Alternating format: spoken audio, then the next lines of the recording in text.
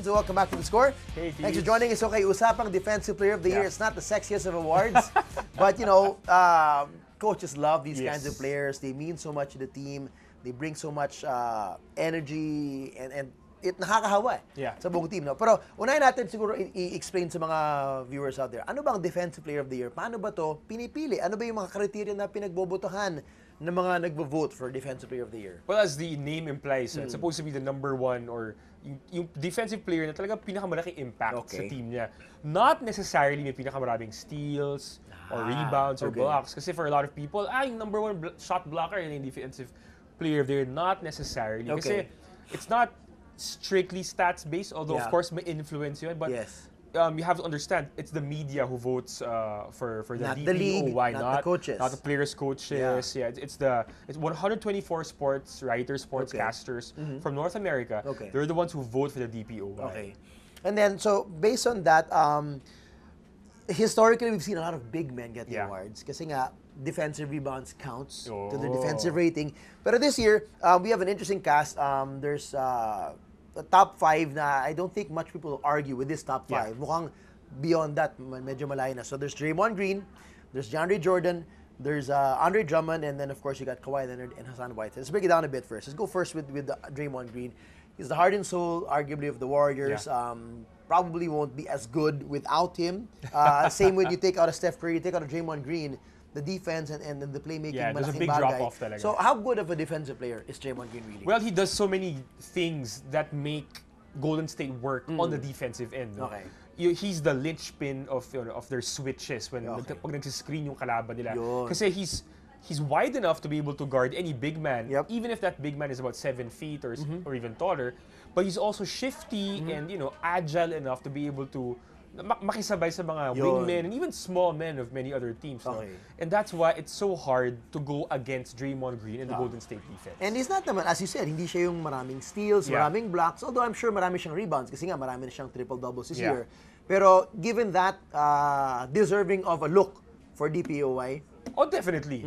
I mean, even last year, he was in the conversation to be DPOY. And again, if you talk about like giving considering the intangibles of a defensive player, si Draymond Green talaga ang daming nadadala sa table for Golden State. So, like what you said, TJ, if you take Draymond Green out of the equation for Golden State, their defense drops off very significantly. Okay, let's shift over to DeAndre Jordan, ang kapitbahay nila sa California, the guy who became a Maverick and became a Clipper again. We all remember that. Yung kanya naman, syempre, grabe yung supalpal nito, grabe yung defensive rebounds. And this is an interesting discussion we were talking about earlier, which could help media votes. Yung intimidation factor, yung hindi na lang ako sasaksak, kanya si DeAndre Jordan. Those are things that's not measured by stats. I mean, so how good of a defensive player is a DeAndre Jordan? He's extremely good. I mean, 3 blocks a game would be par for this guy. Even if his average is actually a little below 3 blocks a game. Kasi nga sabi natin kanina, Teach, diba?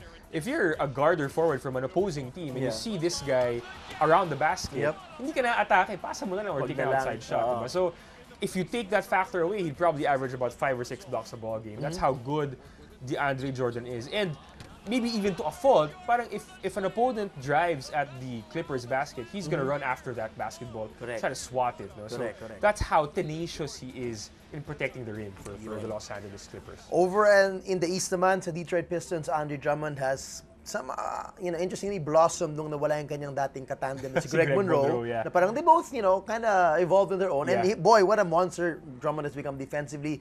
Lalo na sa rebounding, siya yung humihigop ng rebound. Para siya may magnet to rebound. Okay?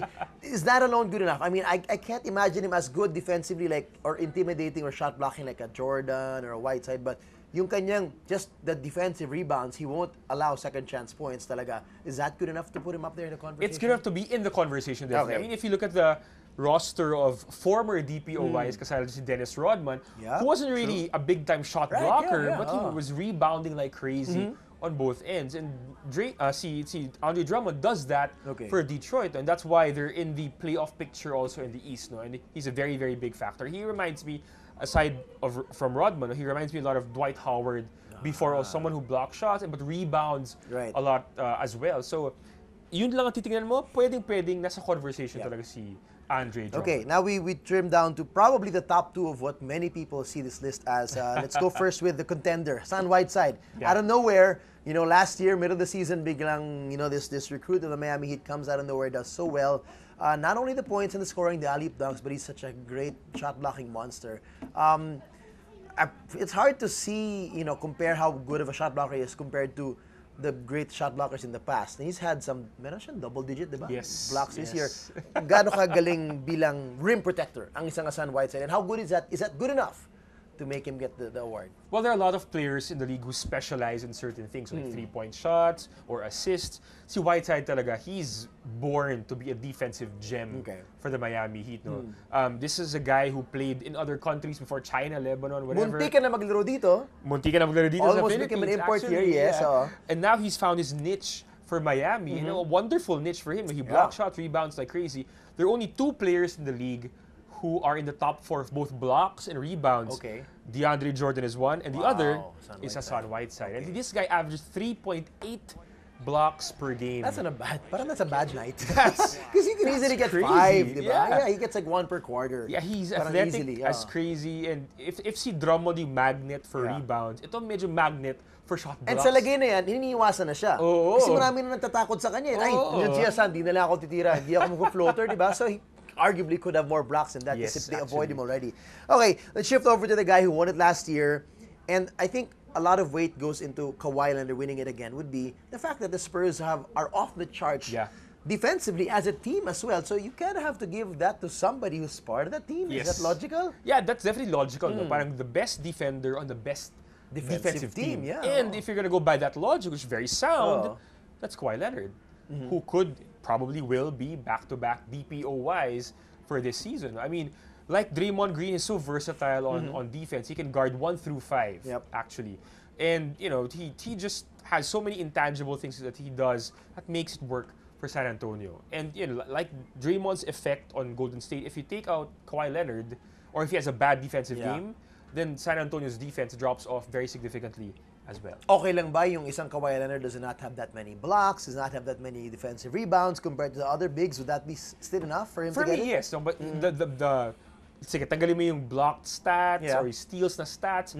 Ang number 1 stat, again, best defender on the best defensive lockdown team. Talaga. Yeah. I mean, with his physical gifts, can you go to NBA 2K and create a player physically gifted to play defense like this guy? I don't think so. I don't even think you can create someone with hands as big as his. Diba? I mean, that's why he's called the claw. Diba? So it'll be very, very difficult for any opposing team to go up against Kawhi Leonard and make a game plan against his defense. Ganun siya kabigat on the defensive end. All right. Well, we will see when they vote on that. Remember, those awards are only based on the regular season. Yes. Walang kinalaman ang playoffs. Although they will be giving the awards sometime during the playoffs. Yes. So the voting will be happening when the regular season ends, which is very soon. And we've got the playoffs right around the corner. Enzo Flojo, maraming salamat. Keep debating with him at HoopNut on Twitter. Maraming salamat. For more sports updates, keep watching The Score. And don't forget to subscribe.